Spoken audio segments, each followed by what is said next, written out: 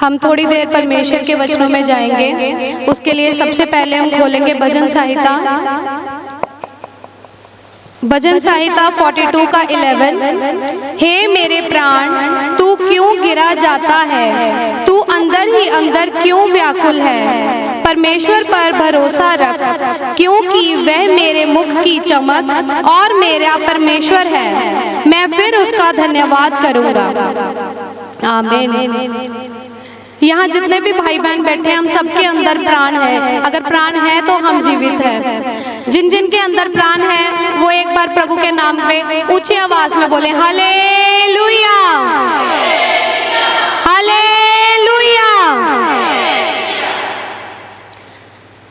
परमेश्वर के वचन में लिखा हुआ है, हे मेरे प्राण तू क्यों गिरा जाता है, तू अंदर ही अंदर क्यों व्याकुल है। हमें परमेश्वर के ऊपर भरोसा रखना चाहिए। हमारे जो प्राण हैं, आज हम प्राणों के बारे में बात करेंगे। हमारे प्राण जो है वो दो कैटेगरीज के होते हैं। एक प्राण होते हैं जो हमेशा उदास ही रहते हैं।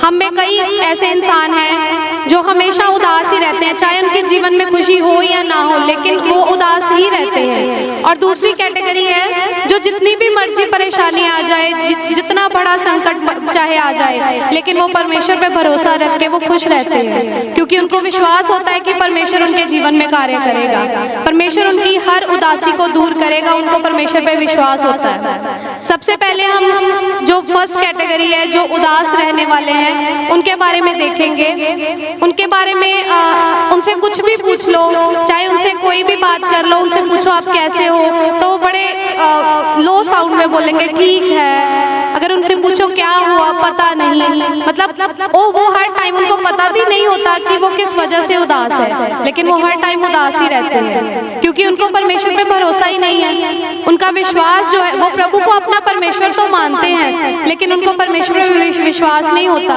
कि परमेश्वर उनके जीवन में कार्य करेगा। अगर हमारे प्राण ही उदास है तो हमारे जीवन में कैसे खुशी रह सकती है। ये बात को समझने के लिए आज हम बात करेंगे कि अगर हम उदास रहेंगे, अगर हम हर टाइम इसी उदासी में बैठे रहेंगे कि पता नहीं कैसे होगा भी या नहीं होगा, शायद परमेश्वर करेगा या नहीं करेगा, तो हम हमेशा अपना सारा जीवन उदासी में ही निकाल देते हैं। कई बार हम ऐसा हो जाता है कि हम प्रेयर करते हैं, हमें लेकिन विश्वास नहीं होता कि हम प्रार्थना कर रहे हैं, परमेश्वर हमारी सुनेगा या नहीं सुनेगा। लेकिन हमारा जो विश्वास है वो परमेश्वर के ऊपर होना चाहिए।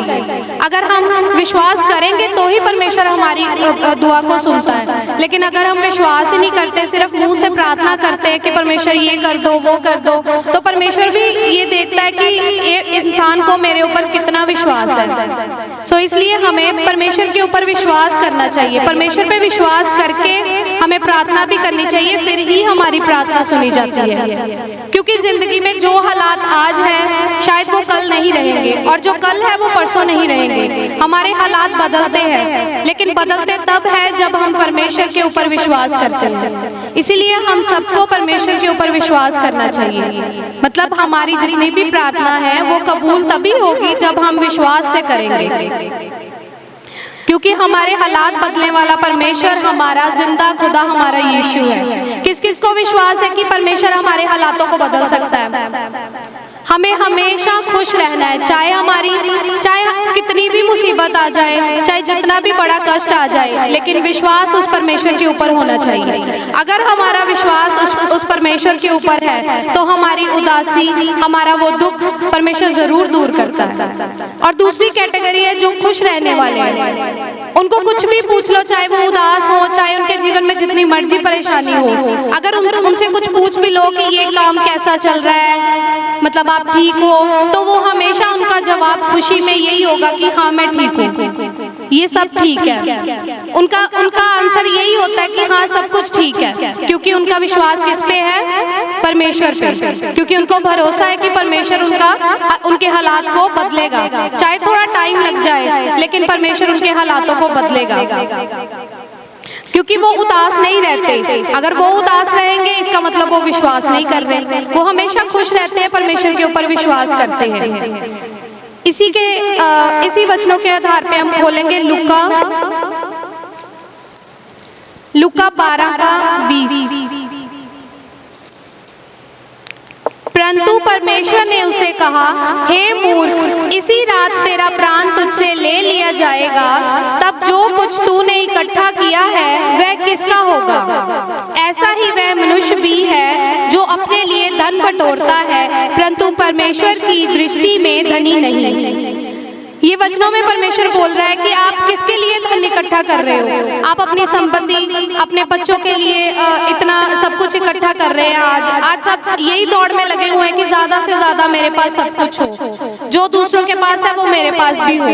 लेकिन परमेश्वर बोलता है कि अगर आज ही तुम्हारे प्राण वापस ले लूं तो ये धन जो तूने इकट्ठा किया है, ये जो प्रॉपर्टी आप बना रहे हो, वो किस काम की है? अगर हमारे प्राण ही परमेश्वर वापस ले ले तो ये हमारा इकट्ठा किया हुआ धन किस काम का है? लुका 12 के 18 को भी हम पढ़ेंगे। और उसने कहा, मैं ये करूंगा, मैं अपनी बखारियां तोड़कर उनको बड़ी बनाऊंगा और वहां अपना सब अन्न और संपत्ति रखूंगा और अपने प्राण से कहूंगा कि प्राण, तेरे पास बहुत वर्षों के लिए बहुत संपत्ति रखी है, चैन कर, खा पी, सुख से रह। हर इंसान ये सोचता है कि मेरे पास बहुत पैसा है, मेरे बच्चों के लिए बहुत कुछ मैंने जोड़ लिया है। वो इंसान ये सोचता है, जो इतना धन इकट्ठा कर लेता है, वो ये सोचता है कि शायद मैंने अपने बच्चों के लिए सारी धन दौलत, उनके लिए सुख चैन सब कुछ मैंने जोड़ के रख लिया है। वो बोलता है, इस वचन में लिखा हुआ है कि मैं अपनी बखारियां तोड़कर उनसे बड़ी कर बनवाऊंगा। मतलब जितना मेरे पास धन इकट्ठा करने के लिए जो जगह उसने बनाई है, मैं उसको तोड़ के और बड़ा करूंगा ताकि मैं उसमें और बटोर सकूं, उसमें और रख सकूं। लेकिन परमेश्वर लुका 12 की 20 में कहता है कि हे मूर्ख, इसी रात तेरा प्राण तुझसे ले लिया जाएगा, तब जो कुछ तूने इकट्ठा किया है वह किसका होगा?